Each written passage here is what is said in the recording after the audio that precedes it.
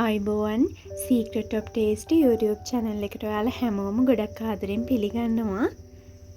channel එකට අලුත් කෙනෙක් නම් subscribe කරලා එකතු වෙන්න කියලාත් ගොඩක් ආදරෙන් මතක් කරනවා.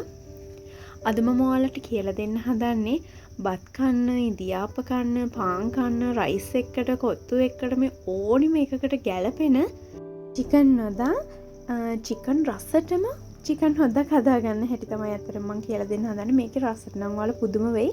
ඇත්තටම මේක චිකන් කරි එකක හොද්දක් වගේමයි. ඒ රසමයි.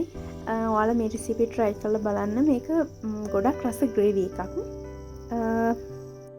ගෙදර තියෙන පුංචිම පුංචි අමුද්‍රව්‍ය ටිකක් පාවිච්චි කරලා ඇත්තටම ගොඩක් රසට අපිට මේක හදාගන්න පුළුවන්. එහෙනම් අපි යමු වීඩියෝ එකට. කොහොමද මම මේක හදාගත්තේ කියලා බලන්න. මුලින්ම මම බ්ලෙන්ඩර් කප් එකක් අරගෙන තක්කාලි ගෙඩි දෙකක් මේකට කපලා එකතු කරගන්නවා. මේක හොඳට පේස්ට් එකක් වෙනකම් බ්ලෙන්ඩ් කරලා ගන්නවා. මේකෙන් හොද්ද රසවත් කරගන්න පුළුවන්. ඒ වගේම කඩෙන් ගත්ත සුප් කැට දෙකක් තමයි මම මෙතනදී අරගෙන තියෙන්නේ. මම මේකට උණු වතුර ටිකක් දාලා මේකත් හොඳට දිය කරගන්නවා.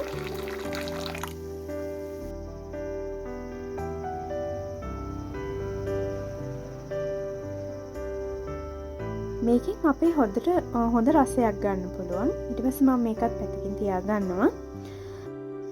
කෝන්ෆ්ලවර් මේස හැන්දක් වගේ ප්‍රමාණයක් මම වතුර මේස හැන්දි දෙකක් වගේ ප්‍රමාණයක් දාලා මේ විදිහට දිය කර ගන්නවා. මම මේක අපි හදන හොද්දට උක බවක් ගන්න තමයි මම මේක එකතු කරන්නේ. මේක අනිවාර්ය නෑ. හැබැයි තියෙනවා නම් මේ විදිහට කරලා බලන්න. ඊළඟට මම මේ විදිහට මැටි ඇතිලියක් ලිපේ තියාගෙන මම ඒකට එකතු කර ගන්නවා තෙල් ටිකක්. තෙල් ටික හොඳට රත් වීගෙන එනකොට මම ඒකට අබ ටිකක්, උළුහාල් ටිකක් එකතු කරගන්නවා. තව මම මේකට දාගන්නවා කුරුඳු පොතු, එනසල් කරාඹු නැටි දාගන්නවා. ඊට පස්සේ හොඳට තලාගත්ත ඉඟුරු සුදුරුන් ටිකක් එකතු කරගන්නවා.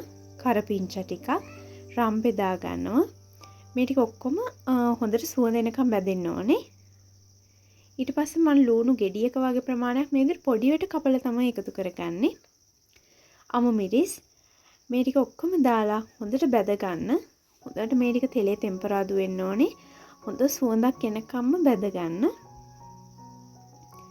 බීලුන් ටිකක් වැඩිපුර දාගත්තාම ඇත්තට මේ හොද්ද තව ටිකක් රසවත් කරගන්න පුළුවන්. ඊළඟට මම මිරිස් කුඩු වලින් තේ හැඳි දෙකක්, 3-5 වලින් තේ හැඳක් වගේ එකතු කරගන්නවා. බෙදපු 3-5 එකතු කරගන්න. ඒ වගේම කහ කුඩු තේ හැඳි කාලක්, චිකන් කරි පවුඩර් තියෙනවා නම් ඔයාලා තේ හැඳි දෙකක් වගේ එකතු කරගන්න. තව ගම්මිරිස් කුඩු වලින් තේ හැඳි දෙකක්, ලුණු අවශ්‍ය ප්‍රමාණයට දාගන්න පුළුවන්. ඊට පස්සේ මේ ටිකත් හොඳට පොඩ්ඩක් බැද ගන්න. වතුර දාගන්න යන්න එපා. මේ විදිහට ටිකක් බැද ගන්න. එතකොට හොඳ පාටක් එනවා අපේ හොඳට. ඊට පස්සේ මම අර බ්ලෙන්ඩ් කරගත්ත තක්කාලි මිශ්‍රණය තියෙනවනේ. ඒ ටිකත් මේකට එකතු කරගන්නවා. ඊට පස්සේ ඒ ටිකත් හොඳට බැදගෙන මම මේකට එකතු කරගන්න අර මුලින් දිය කරගත්ත සුප් කැට දෙකේ වතුර ටික. සුප් කැට මිශ්‍ර කරපු වතුරම අවශ්‍ය නැහැ. ඔයාලට වෙන වතුර උනත් එකතු කරගන්න පුළුවන්. හැබැයි මම නම් මෙතනදී රසය වැඩි කරගන්න තමයි මේ ටිප් එක පාවිච්චි කරේ. ඊළඟට හොද්දට අවශ්‍ය ප්‍රමාණයට මම මෙතනදී වතුර එකතු කරගන්නවා.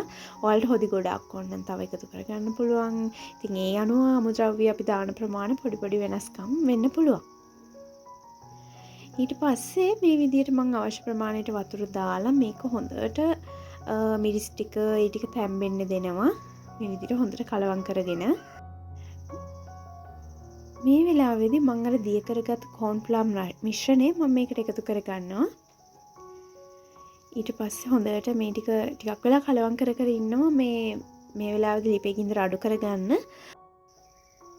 කෝන්ෆ්ලවර් එකතු කරාට පස්සේ හොද්දේ උකු ගතියක් ඇති වෙනවා. මේක ඔයාලට බලා ගන්න පුළුවන්.